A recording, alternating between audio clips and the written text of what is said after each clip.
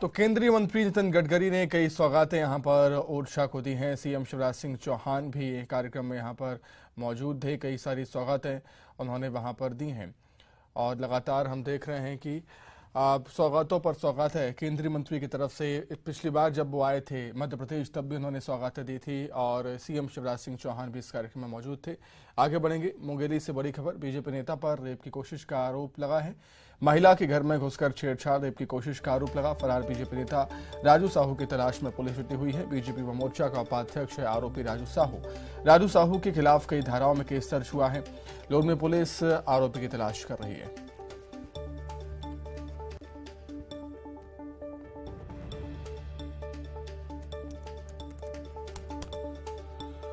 तो महिला के घर में घुसकर छेड़छाड़ रेप की कोशिश का आरोप है। फरार बीजेपी नेता राजू साहू की तलाश में पुलिस जुटी हुई है। बीजेपी व मोर्चा का उपाध्यक्ष है आरोपी राजू साहू। मुंगेली से इस वक्त की बड़ी खबर। राजू साहू के खिलाफ कई धाराओं में केस दर्ज हैं।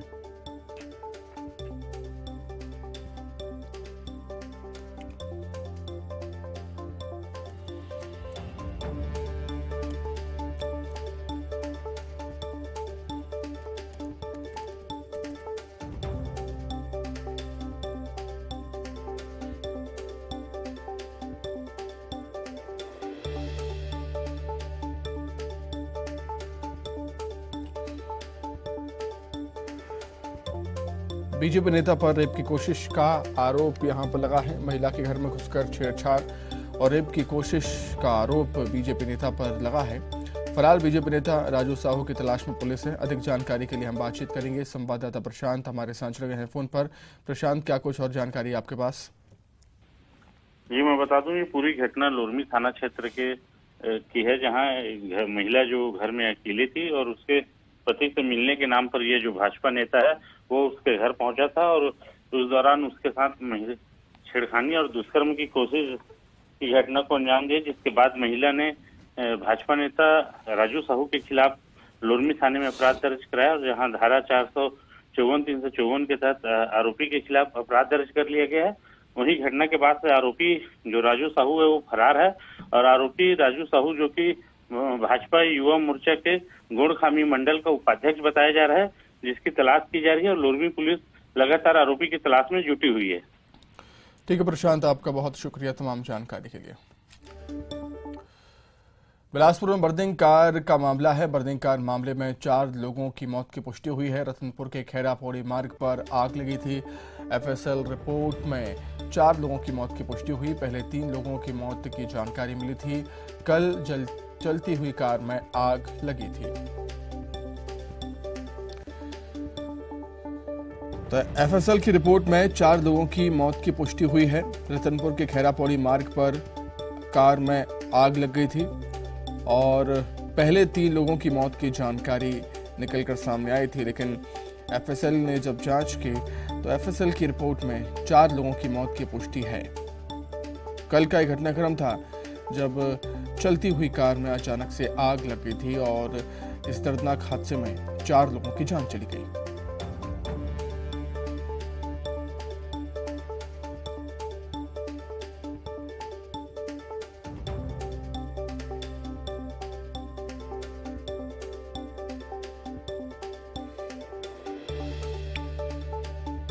तो बिलासपुर में कल चलती कार में आग लगी थी, जिसमें 3 लोगों की मौत की पहले जानकारी मिली थी, लेकिन एफएसएल रिपोर्ट में 4 लोगों की मौत की पुष्टि हुई है।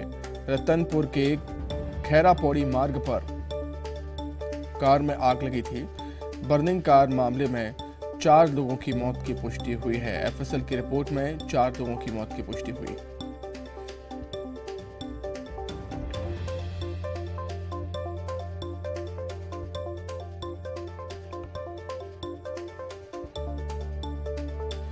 प्रारंभिक जांच में कार के दुर्घटनाग्रस्त होने के बाद पेट्रोल टंकी में आग लगने से कार पूरी तरह जल गई थी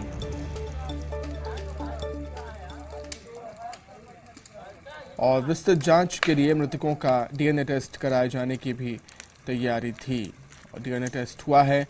एफएसएल की रिपोर्ट में 4 लोगों की मौत की पुष्टि यहां पर हुई है।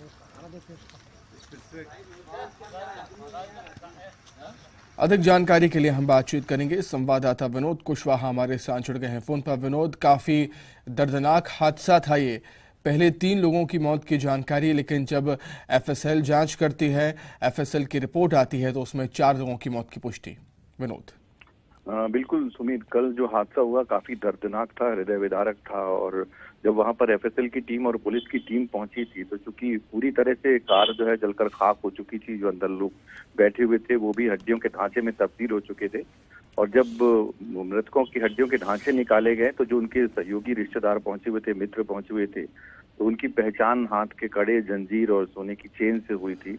लेकिन उसके बाद भी आशंका चूंकि इस बात की थी कि जब ये कार बिलासपुर से रवाना हुई थी तो उसमें 4 लोग सवार थे, 2 लड़के और 2 लड़कियां। और ऐसे में रात तक पुलिस इस बात पर जुटी रही कि आखिर एक व्यक्ति कौन है और वो कहां पर गया है, कहीं कोई इसके पीछे, कोई हादसे के पीछे कोई दूसरी वजह तो नहीं है। और यही वजह है कि जो एफएसएल की टीम है उनके द्वारा हड्डियों के अवशेष को सिम्स में जांच के लिए भेजा गया।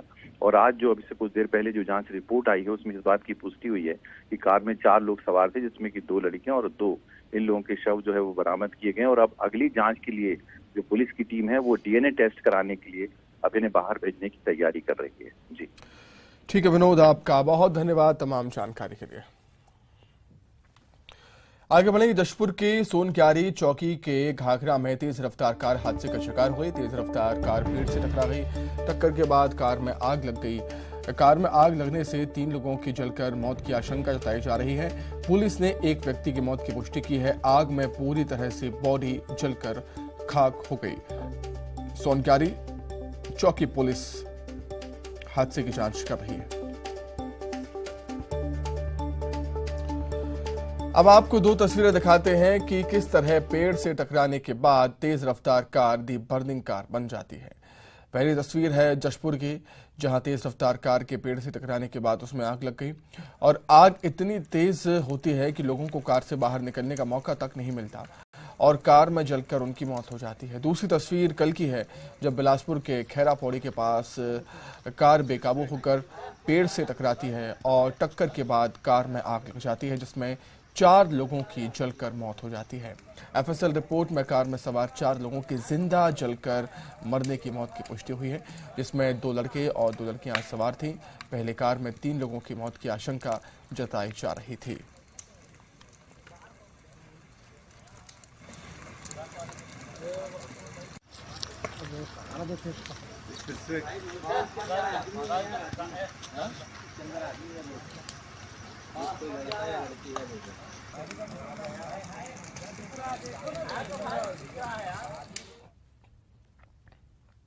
उधर भिलाई में जीएन केमिकल फैक्ट्री में आग लगने से लाखों का नुकसान हो गया। फैक्ट्री में आग लगने की सूचना पर फायर ब्रिगेड की टीम मौके पर पहुंची। कड़ी मशक्कत के बाद फैक्ट्री में लगी आग पर काबू पाया गया।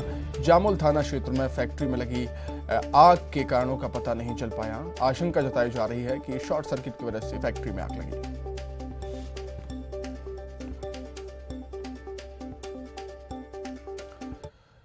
रायपुर से बड़ी खबर, आंगनबाड़ी कार्यकर्ताओं और सहायिकाओं की हड़ताल जारी है। रायपुर में सड़कों पर उतरी हैं आंगनबाड़ी कार्यकर्ता। आंगनबाड़ी कार्यकर्ताओं को धरने के लिए जगह नहीं मिली। धरना प्रदर्शन करने के लिए अपनी मांगों को लेकर प्रदर्शन कर रही हैं आंगनबाड़ी कार्यकर्ता। 27 जनवरी तक महापड़ाव करने का फैसला आंगनबाड़ी कार्यकर्ताओं ने लिया है। आंगनबाड़ी कार्यकर्ताओं और सहायिकाओं की हड़ताल लगातार जारी।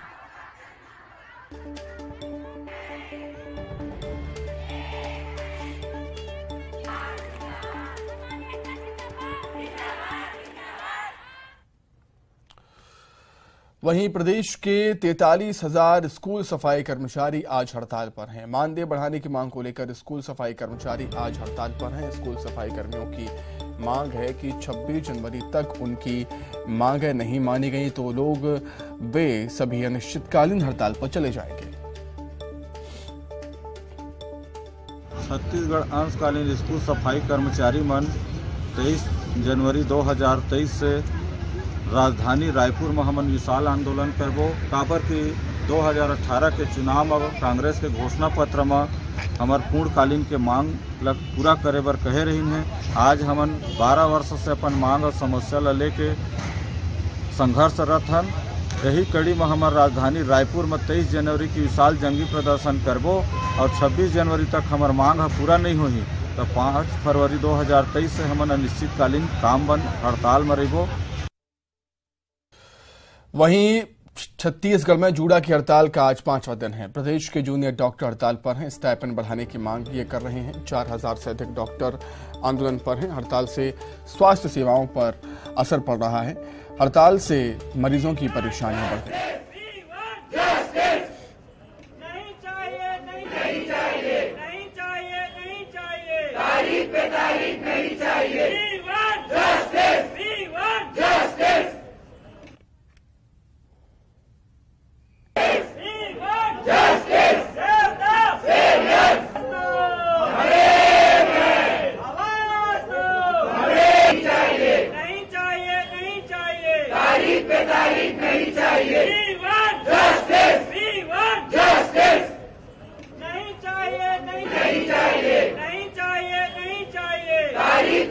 अधिक जानकारी के लिए बातचीत करेंगे। सीधे रायपुर का रुख कर लेते हैं। ममता लांजेवार हमारे साथ जुड़ गई हैं। ममता, 5वां दिन है जूडा की हड़ताल का, मरीज परेशान हो रहे हैं, स्वास्थ्य सेवाओं पर असर पड़ रहा है। क्या सरकार की तरफ से कोई इनसे बातचीत करने के लिए अभी आया?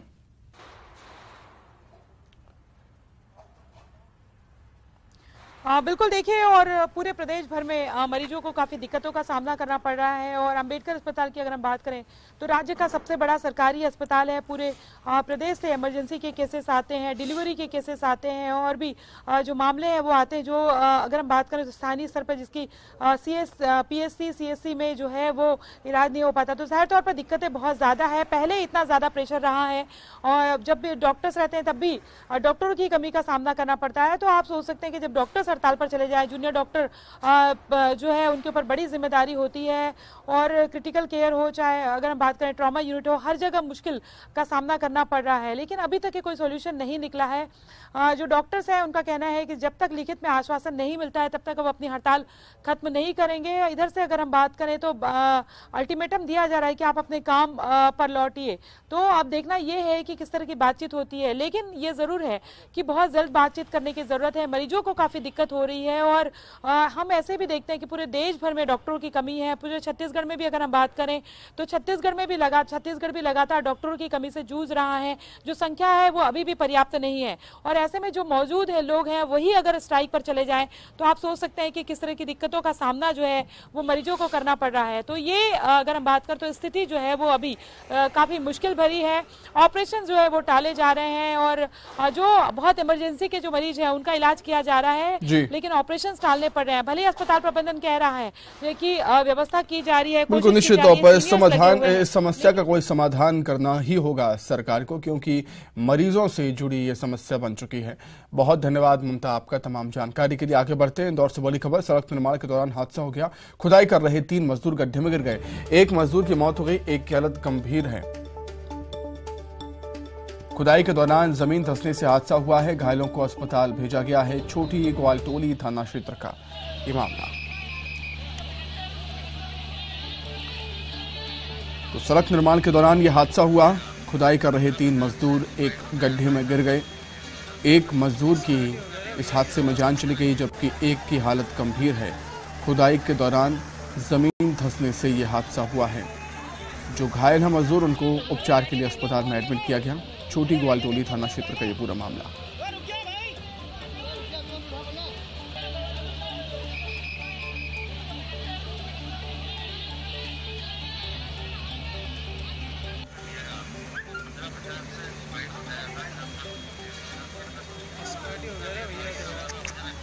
कड़ी मशक्कत के बाद घायलों को, मजदूरों को गड्ढे से बाहर निकाला गया। तस्वीरों में आप देख सकते हैं। अधिक जानकारी के लिए हम बातचीत करेंगे।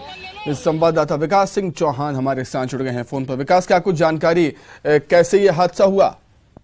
बिल्कुल, इंदौर के छोटी ग्वालटोली थाना क्षेत्र का पूरा मामला है, जहां पर सड़क खुदाई के दौरान अचानक से जो मिट्टी थी वो धंस गई और इस दौरान जो 3 मजदूर वहां काम कर रहे थे वो अचानक गड्ढे में जा समाये और उनके ऊपर काफी मिट्टी और पत्थर भी गिर चुके थे। जैसे ही घटना की जानकारी मिली, रेस्क्यू दल मौके पर पहुंचा। JCB के माध्यम से उन सभी को निकालने का प्रयास किया गया। इस दौरान एक की मौके पर ही मौत हो गई, बल्कि एक गंभीर तौर पर जख्मी हो गया। जो जख्मी मजदूर था उसका एमआई अस्पताल में उपचार जारी है, निजी अस्पताल में उपचार जारी है। साथ ही जो मृतक है उसके सबको पोस्टमार्टम के लिए भेज दिया गया। अचानक ये हादसा कैसे हुआ, ये शुरुआती तौर पर प्रतीत होता है कि ये हादसा है, ये सामान्य हादसा है। यहाँ पर सुरक्षा के जो मानक होने चाहिए थे वो नहीं थे, लिहाजा इस दौरान ये बड़ा हादसा पेश आया और 3 मजदूर अचानक से इसमें गड्ढे में जा धंसे।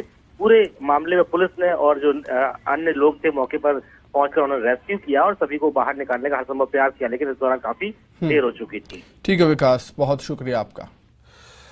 दुर्ग से बड़ी खबर है, रावलम हत्याकांड पर दुर्ग कोर्ट का फैसला आया है।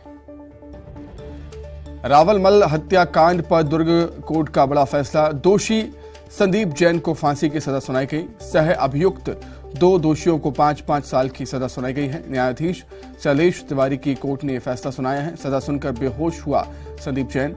1 जनवरी 2018 को हुआ था हत्याकांड। दुर्ग से इस वक्त की बड़ी खबर आपको बता रहे हैं। रावलमल हत्याकांड पर दुर्ग कोर्ट का बड़ा फैसला।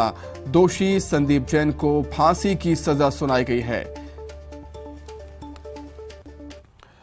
इसी के साथ ही फिलहाल इस बुलेटिन में इतना ही। नमस्कार।